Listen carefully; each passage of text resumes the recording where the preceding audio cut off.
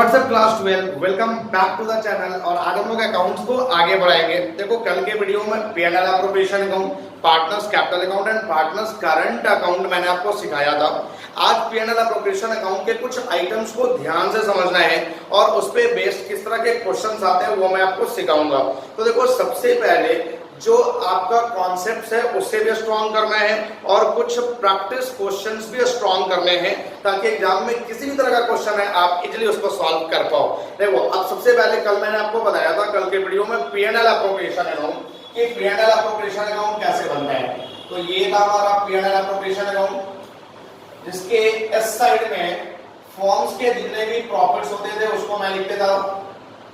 उसके बाद जितने भी फॉर्म्स के इनकम थे इंटरेस्ट ऑन ड्रॉइंग ये भी मैं इस साइड में लिखता था। और उसके बाद फॉर्म्स के जितने भी एक्सपेंडिचर्स होते थे वो सब मैं इस साइड में लिखता था। तो एक्सपेंडिचर्स में इंटरेस्ट ऑन कैपिटल, उसके बाद सैलरी, कमीशन, ये सारे कुछ यहाँ पे बेसिकली आ जाते थे और फाइनली हम लोग यहाँ से प्रॉफिट निकाल लेते थे। ये होता था हमारा नेट प्रॉफिट।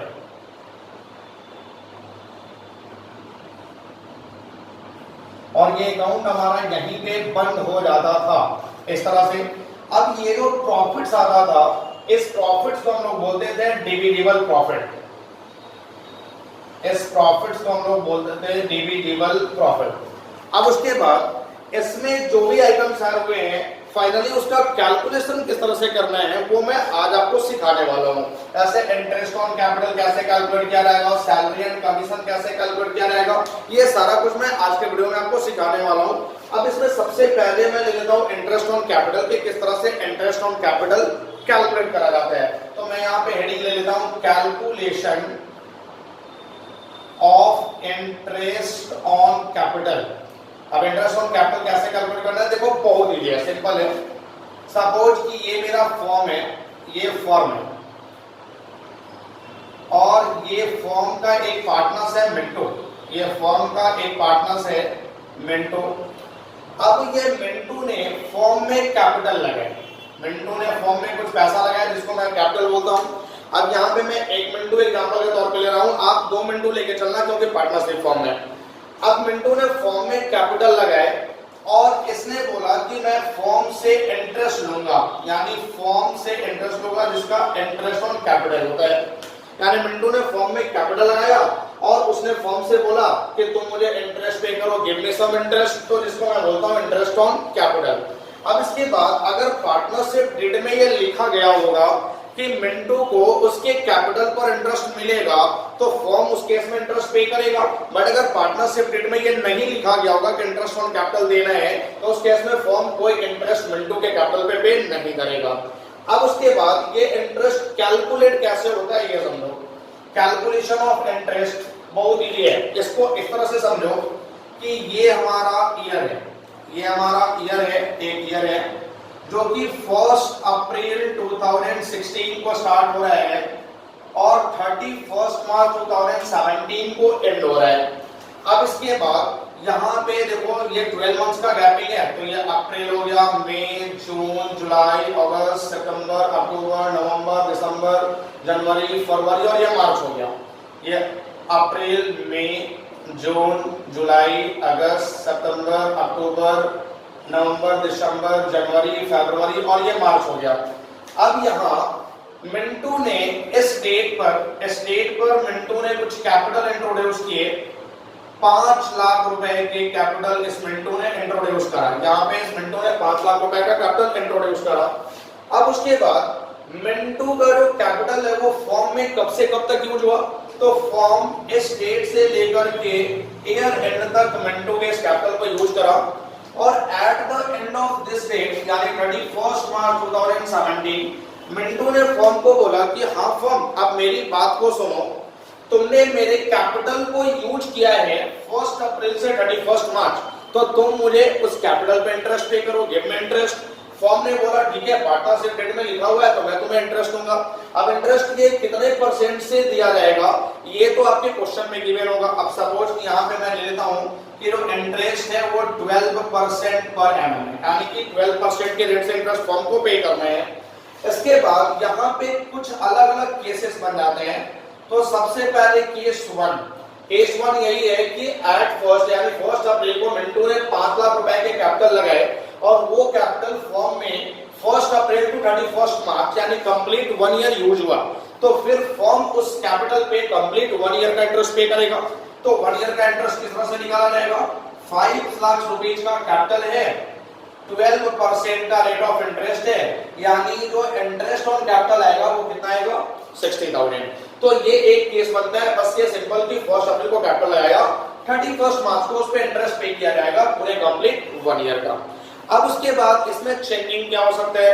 तो देखो इसमें चेंजिंग ये कर सकता है कि after the completion of 6 months या at the end of 6 months Mintu introduce an additional capital of ₹2 lakh, यानी कि after completion of 6 months Mintu ने 2 लाख के और एडिशनल कैपिटल इंट्रोड्यूस कर दिए, या फिर after completion of 6 months Mintu withdraw the capital of ₹3 lakh, यानी 6 महीने कंप्लीट होने के बाद मिंटू ने 3 लाख के कैपिटल को विथड्रॉ कर लिया, यानी कैपिटल निकाल लिया। तो ये दोनों ही कंडीशन आ सकता है। सपोज यहाँ पे कि after the completion of 6 months यानी 1 2 3 4 5 और 6, यानी इस डेट पे मिंटू ने और कैपिटल इंट्रोड्यूस कर दिया, फर्दर कैपिटल इंट्रोड्यूस कर दिया 2 लाख रुपीस का। तो अब देखो मिंटू ने सबसे पहले कैपिटल कितना लगा के रखा हुआ था? 5 लाख, और इसने 2 लाख के कैपिटल और इंट्रोड्यूस कर दिए। तो क्या इस डेट पे इसकी कैपिटल 7 लाख रुपीस की हो गई? इस डेट पे इसकी कैपिटल 7 लाख रुपीस की हो गई। तो इस केस में अब इंटरेस्ट जो कैलकुलेट किया जाएगा वो किस तरीके से कैलकुलेट किया जाएगा वो देखो। सबसे पहले तो इस डेट से लेकर के इस डेट तक, यानी टोटल गैपिंग होता है 6 मंथ। तो 6 महीना में फॉर्म कैपिटल यूज किया वो सिर्फ 5 लाख यूज किया, बट इस डेट पर जो मिंटू का कैपिटल था वो 7 लाख हो गया। तो इस डेट से लेकर के 31 मार्च तक जो रिमेनिंग 6 मंथ्स है इसमें मिंटू का capital form total 7 lakh use किया। तो जो सबसे पहला 6 महीना है फॉर्म उस पे 5 लाख रुपीस के कैपिटल पे इंटरेस्ट पे करेगा, और बाकी के 6 मंथ्स फॉर्म 7 लाख के कैपिटल पे इंटरेस्ट पे करेगा, क्योंकि फॉर्म ने 7 लाख का कैपिटल यूज करा है। तो केस नंबर 2 क्या बनेगा कि सबसे पहले जो अप्रैल टू अक्टूबर है इस पे 6 मंथ्स का इंटरेस्ट पे किया जाएगा 5 लाख से कैपिटल पे। तो 5 लाख का 12% और 6 मंथ्स का यानी 6 by 12, तो यहाँ पे जो इंटरेस्ट पे होगा वो 30,000 का पे होगा। अच्छा, इस डेट पर उसने 2 लाख के कैपिटल और इंट्रोड्यूस कर दिए, तो ये कैपिटल 5 लाख से बढ़ के कितना हो गया? 7 लाख। तो फिर अब जो 6 महीना है इस डेट से 31 मार्च तक वो 6 महीना 7 लाख का कैपिटल फॉर्म यूज कर रहा है, तो फिर उस पे इंटरेस्ट भी 7 लाख का ही पे करेगा। तो रिमेनिंग 6 मंथ्स में 7 लाख के कैपिटल पे 12% 6 मंथ्स का इंटरेस्ट पे किया जाएगा, तो ये हो जाएगा 42,000। तो अब आप यहाँ पे चेक करो कि ओवरऑल इसके इंटरेस्ट कितने मिले, तो 30 प्लस 42 यानी 72,000 रुपीज का टोटल इंटरेस्ट मिंटू को मिलेगा उसके कैपिटल पे। तो ये हो गया हमारा केस नंबर 2। अब केस नंबर 3 मैं लेता हूँ। केस नंबर 3 क्या बोल रहे हैं कि at the completion of 6 months या at the end of 6 months Mintu withdraw the capital of ₹3 lakh, यानी कि 6 महीने कंप्लीट होने के बाद मिंटू ने अपने टोटल कैपिटल जो उसने बिगिनिंग में लगाए थे उसमें से 3 लाख का कैपिटल उसने विथड्रॉ कर लिया। अब मैं प्रोसेस को मिटाता हूं, अगर आपने स्क्रीनशॉट लेना है तो आप इसका स्क्रीनशॉट ले लो, फिर मैं इसे इरेज करता हूं, केस नंबर 3 आपको बताता हूं। तो ये मैं आपको मिटा रहा हूं, यहाँ पे इसका कोई यूज नहीं है, इसका केस मैंने आपको बता दिया। ये सारा कुछ अब देखो केस नंबर 3 में क्या है कि at the completion of 6 month यानी 6 महीने कंप्लीट होने के बाद, तो 6 महीने कंप्लीट होने का मतलब इस डेट पे मिंटू ने अपने टोटल कैपिटल से 3 लाख रुपीस का कैपिटल विथड्रॉ कर लिया। तो अब बताओ कि 6 महीने कंप्लीट होने के बाद मिंटू का ओवरऑल कैपिटल क्या बच जाएगा? 5 लाख में से 3 लाख तो उसने विथड्रॉ कर लिए, तो बच जाएगा केवल 2 लाख रुपीस का कैपिटल, यानी eight the end of 6 months उसका कैपिटल सिर्फ कितना बच गया? 2 लाख। तो इस केस में इस डेट से लेकर के इस डेट तक यानी 6 महीने का जो इंटरेस्ट होगा वो 5 लाख से कैपिटल पे किया जाएगा, क्योंकि इस 6 महीने में फॉर्म मिंटू के 5 लाख रुपीस के कैपिटल को यूज किया, तो 5 लाख के कैपिटल पर 6 महीने का इंटरेस्ट फॉर्म पे करेगा। लेकिन इस डेट पर उसका कैपिटल जो है वो 2 लाख ही बचा, और अब इस डेट के बाद 31 मार्च तक फॉर्म लाख के कैपिटल को यूज कर रहा है, तो इधर जो रिमेनिंग 6 मंथ्स है इसके 2 लाख के कैपिटल पे ही इंटरेस्ट पे करा जाएगा। तो केस नंबर 3 में इंटरेस्ट किस तरह से निकलेगा आप ये समझो। सबसे पहले जो स्टार्टिंग के 6 मंथ्स थे उसमें फॉर्म्स 5 लाख रुपए के कैपिटल को यूज किया तो 5 लाख का इंटरेस्ट पे करेगा। तो 5 लाख का 12% और 6 महीने का इंटरेस्ट, तो ये हो जाएगा टोटल 30,000 रुपए का इंटरेस्ट। और इस डेट पर eight the completion of 6 months उसका कैपिटल जो है वो सिर्फ कितना बच गया, क्योंकि उसने 3 लाख विड्रॉन कर लिए तो उसका कैपिटल कितना बच गया 2 लाख। तो अब जो फॉर्म इंटरेस्ट पे करेगा 6 महीने का वो 2 लाख के कैपिटल पे करेगा। तो 2 लाख का 12% और 6 महीने का, तो ये इंटरेस्ट आ जाएगा 12,000। अब आप चेक करो कि इस केस में टोटल मिंटू को कितने इंटरेस्ट मिलेंगे। तो इसके कैपिटल पे टोटल इंटरेस्ट बनता है 30,000 प्लस 12,000 यानी 42,000। 42,000 का इंटरेस्ट बन जाता है उसके कैपिटल पे। ये हो गया केस नंबर 3। अब देखो केस नंबर 4 में कुछ थोड़ा सा प्रॉब्लम को डिफिकल्ट बनाएगा। प्रॉब्लम को क्या डिफिकल्ट बनाएगा कि on 1 October they decided that their capital should be rupees 5 lakhs each। यानी किस तरह से बोलेगा, हमने 2 पार्टनर्स लिए था ना, मिंटू और मिंटी, पार्टनरशिप फॉर्म है तो 2 पार्टनर्स लेके चलना होगा। तो 1 अक्टूबर को ये दोनों पार्टनर डिसाइड करते हैं कि दोनों का कैपिटल जो है वो 5 लाख ईच रहेगा।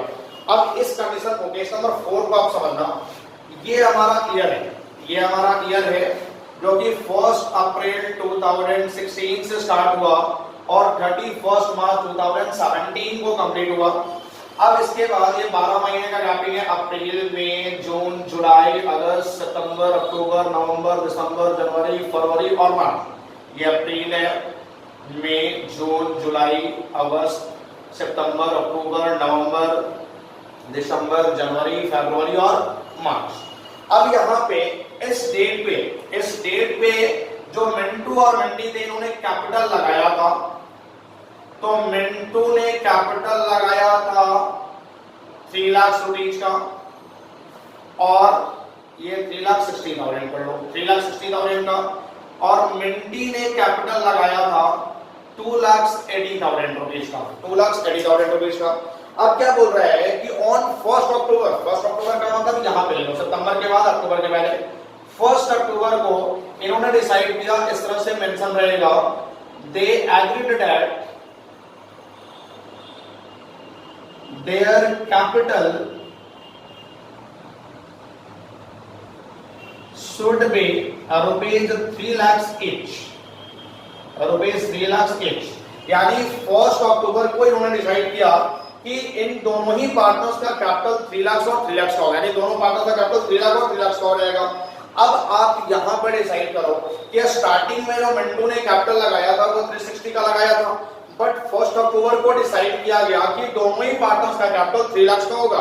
यानी इस डेट पर जो मिंटू का कैपिटल है वो कितना होगा 3 लाख रुपीज का, और इस डेट पर जो मिंटी है इसका भी कैपिटल कितना होगा 3 लाख रुपीज का। यानी मिंटू और मिंटी ये दोनों ही का कैपिटल 1 अक्टूबर को 3 लाख होगा, ऐसा इन दोनों ने डिसाइड किया। अब ये बताओ कि स्टार्टिंग में तो मिंटू ने 3,60,000 का कैपिटल लगाया था, बट 1 अक्टूबर को इन्होंने डिसाइड किया कि मिंटू का कैपिटल कितना होगा 3 लाख। तो क्या मिंटू 60,000 निकाल के घर ले जाएगा, क्योंकि पहले से तो इसने 360 लगा के रखे हुए हैं और अब कैपिटल 3 लाख ही होना चाहिए, तो 60,000 मिंटू निकाल के अपने घर लेके जाएगा। लेकिन मिंटी ने तो पहले से केवल 280 का ही कैपिटल लगा के रखा हुआ था, 2,80,000 का कैपिटल लगाया था, और अब मिंटी का कैपिटल कितना होना चाहिए 3 लाख। तो क्या मिंटी को 20,000 और लाना पड़ेगा? अगर मिंटी 20,000 और लेके आएगी तो क्या मिंटी का कैपिटल 3 लाख हो जाएगा? मिंटी का कैपिटल 3 लाख हो जाएगा। तो अब जो इंटरेस्ट कैलकुलेट करना है वो किस तरह से करना है, केस नंबर 4 में यहां बताता हूं आपको।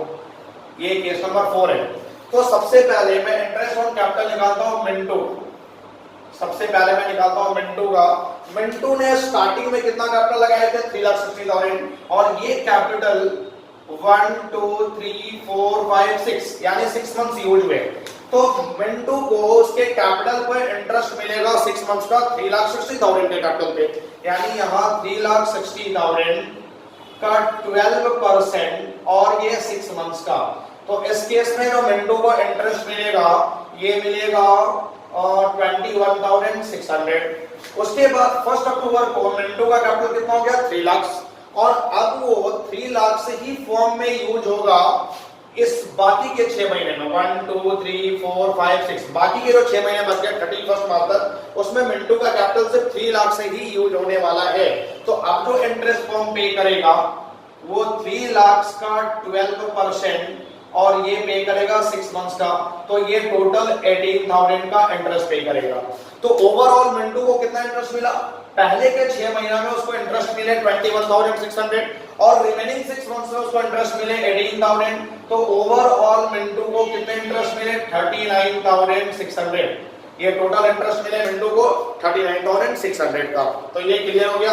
अब देखो मिंटी ने 1 अप्रैल को कैपिटल कितने लगाए थे 280 और 1 अक्टूबर को उसका कैपिटल हो रहा है 3 लाख, यानी पहले 6 महीने में मिंटी का टोटल कैपिटल 280 का ही यूज हुआ। तो फर्म जितना कैपिटल यूज करेगा उतना ही कैपिटल पे इंटरेस्ट पे करेगा। तो अगर हम मिंटी का इंटरेस्ट निकालें तो इस केस में मिंटी का सबसे पहले 2,80,000 का कैपिटल 6 महीने यूज हो रहा है यहां से यहां तक, तो 2,80,000 का 12% और 6 महीने का इंटरेस्ट पे करना है। तो इस केस में टोटल इंटरेस्ट बन जाता है 16,800, ये 16,800 हो गया। और 1 अक्टूबर को मिंटी का कैपिटल भी कितना हो गया 3 लाख। तो अब 1 अक्टूबर से 31 मार्च यानी बाकी के 6 महीने मिंटी का total 3 lakh capital form use कर रहा है, तो 3 लाख के कैपिटल पे ही इंटरेस्ट पे करेगा। तो अब 3 लाख रुपीज का 12% और 6 महीने का इंटरेस्ट पे करेंगे। तो ये इंटरेस्ट कितना आने वाला है, टोटल इंटरेस्ट देखो यहां पे आने वाला है 18,000। तो टोटल मिंटी को कितने इंटरेस्ट मिले, पहले के 6 महीने में उसको 16,800 का इंटरेस्ट मिला और बाकी के 6 महीने में उसको 18,000 का इंटरेस्ट मिला। तो टोटल 34,800 का इंटरेस्ट मिला। ये टोटल मिंटी का इंटरेस्ट हो गया 34,800। तो इस तरीके से क्वेश्चन को डिफिकल्ट बनाया जाएगा, आपको इजीली इसका कैलकुलेशन कर लेना है जैसे केस नंबर 4 में मैंने आपको बताया। तो ये सारे केसेस है इंटरेस्ट ऑन कैपिटल के। आई होप कि ये सारे केस आपके क्लियर हो गए, case number 1, case number 2, case number 3 और केस नंबर 4।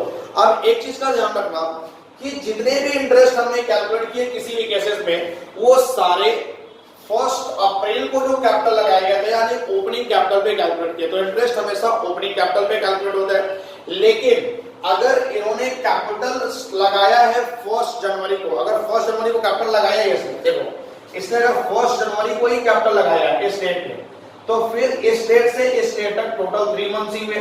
तो अब यहाँ पे कैपिटल जो है वो तो 3 मंथ्स ही यूज हुआ ना, तो इंटरेस्ट भी तो 3 मंथ्स का मिलेगा।